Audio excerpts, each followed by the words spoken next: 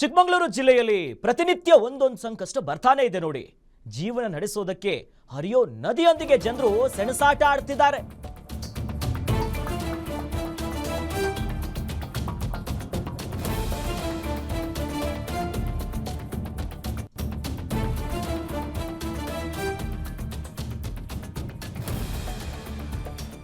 ಜೀವನವನ್ನ ನಡೆಸೋದಕ್ಕೆ ಹರಿಯೋ ನದಿಯೊಂದಿಗೆ ಜನರು ಪ್ರಾಣ ಭಯದಲ್ಲಿ ಬದುಕ್ತಿದ್ದಾರೆ. ಏನೇ ಸಮಸ್ಯೆ ಆದರೂ ಕೂಡ ಹೊಳೆಯನ್ನ ದಾಟಿ ಪಟ್ಟಣ ಸೇರಬೇಕಾಗಿರುವಂತ ಗೋಳಿದೆ. ಒಂದು ಸೇತುವೆಯನ್ನ ನಿರ್ಮಿಸಿ ಕೊಡಿ ಅಂದ್ರೂ ಕೂಡ ಅವರ ಸಂಕಷ್ಟಕ್ಕೆ ಫುಲ್ ಸ್ಟಾಪ್ ಬೀಳ್ತಾ ಇಲ್ಲ. ಹಲವು ಬಾರಿ ಮನವಿ ಕೊಟ್ಟರು ಕೂಡ ಡೋಂಟ್ ಕೇರ್ ಅಂತಿದ್ದಾರಂತೆ ಜಿಲ್ಲಾಡಳಿತ. ಕಳಸ ತಾಲೂಕಿನ ಸಂಸೆ ಕಳಕೋಡು ಕಾರ್ಲೆ ಜನರಿಗೆ ನಿತ್ಯ ನರಕ ಆಗಿದೆ. ನರಕ ಯಾತನದಲ್ಲೇ ಜೀವವನ್ನ ಕೈ ಹಿಡಿಕೊಂಡು ಹೊಳೆಯನ್ನ ದಾಟಿ ಪಟ್ಟಣಕ್ಕೆ ಹೋಗ್ತಿದ್ದಾರೆ. ಚಿಕ್ಕಮಗಳೂರಿನಲ್ಲಿರುವಂತಹ ಅವ್ಯವಸ್ಥೆ ಇದು ಕಳಸ ತಾಲೂಕಿನ ಸಂಸ್ಥೆಯಲ್ಲಾಗ್ತಿದೆ.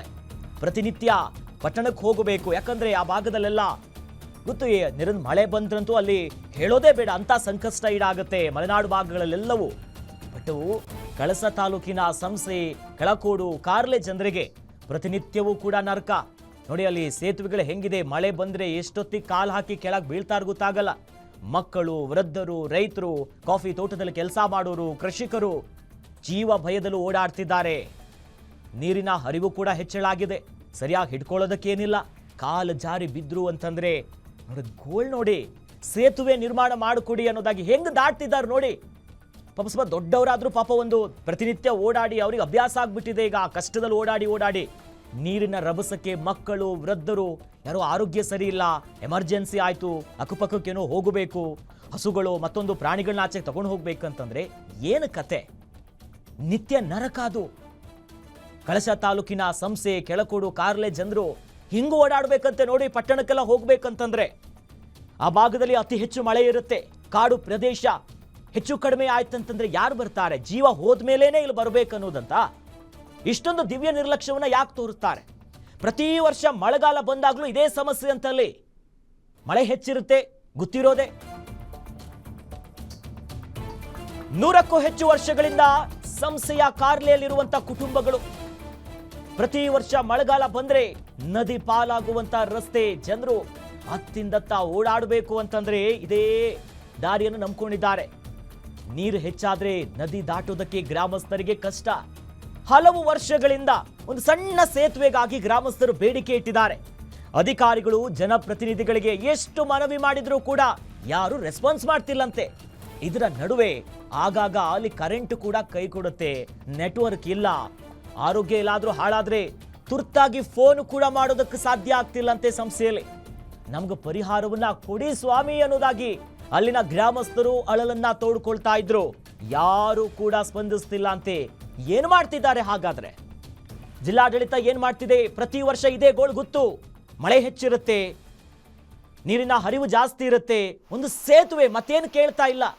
ಮತ ಹಾಕಿ ಗೆಲ್ಸಿರುವಂತ ಸ್ಥಳೀಯ ಶಾಸಕರೇ ಏನ್ ಮಾಡ್ತಿದ್ದಾರೆ?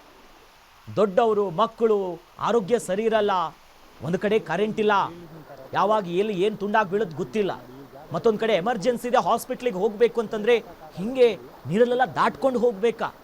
ಆ ಹೊಳೆಗಳು ಏನು ಕಾಣಿಸ್ತಾ ಇದೆಯಲ್ಲ, ಮಕ್ಕಳು ಹೆಂಗ್ ದಾಟ್ತಾರೆ?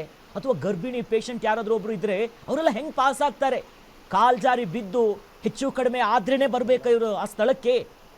ಕಳಸ ತಾಲೂಕಿನ ಸಂಸ್ಥೆ ಈ ಕೆಳಗೋಡು ಕಾರ್ಲೆಯಲ್ಲಿ ನಿತ್ಯವೂ ಕೂಡ ನೋಡಿ, ಶಾಲೆಗೆ ಹೋಗೋ ಮಕ್ಕಳು ಪ್ಯಾಂಟ್ ಎಲ್ಲ ಹಿಂಗ್ ಮಾಡ್ಕೊಂಡು ಓಡಾಡ್ಬೇಕು.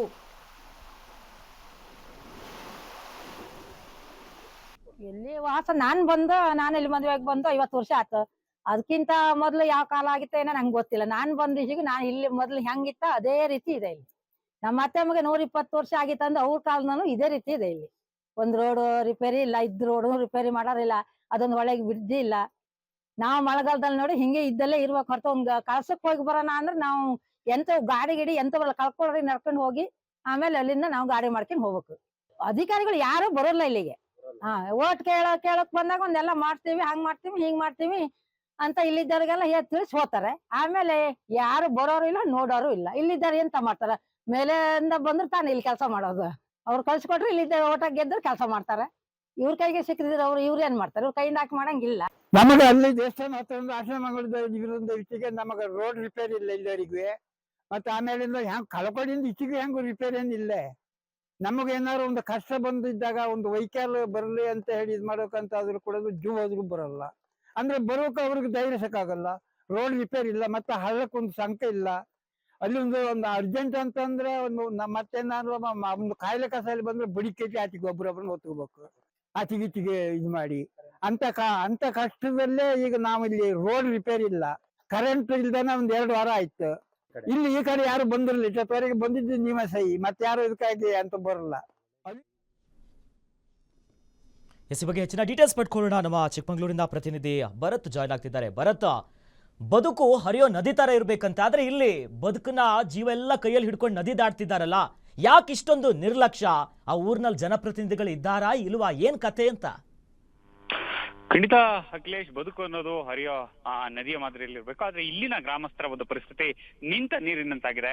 ಕಾರಣ ಏನಂದ್ರೆ ಈ ಒಂದು ಚಿಕ್ಕಮಗಳೂರು ಜಿಲ್ಲೆಯಾದ್ಯಂತ ಸಾಕಷ್ಟು ಅನೇಕ ಗ್ರಾಮಗಳಿವೆ. ಸೊ ಈ ಮಳೆಗಾಲ ಬಂತಿದ್ರೆ ಈ ಅನೇಕ ಗ್ರಾಮದ ಜನರೇನಿದ್ದಾರೆ ಸಾಕಷ್ಟು ಸಮಸ್ಯೆಗಳನ್ನು ಅನುಭವಿಸ್ತಾರೆ. ಅದರಲ್ಲೂ ಪ್ರಮುಖವಾಗಿ ಈ ಕಳಸಾ ಭಾಗದಲ್ಲಿ, ಅದರಲ್ಲೂ ಈ ಕಳಸಾದಲ್ಲಿರ್ತಕ್ಕಂತಹ ಶಂಶಿಯಾತಿಯ ಒಂದು ಕಾರ್ಲೆ ಅಂತಕ್ಕಂಥ ಒಂದು ಗ್ರಾಮ ಏನಿದೆ, ಸೊ ಇಲ್ಲಿರ್ತಕ್ಕಂತಹ 10ಕ್ಕೂ ಹೆಚ್ಚು ಕುಟುಂಬಗಳು ಸಾಕಷ್ಟು ವರ್ಷಗಳಿಂದ ಸಮಸ್ಯೆಗಳನ್ನೇ ಅನುಭವಿಸಿಕೊಂಡು ಬಂದಿದೆ.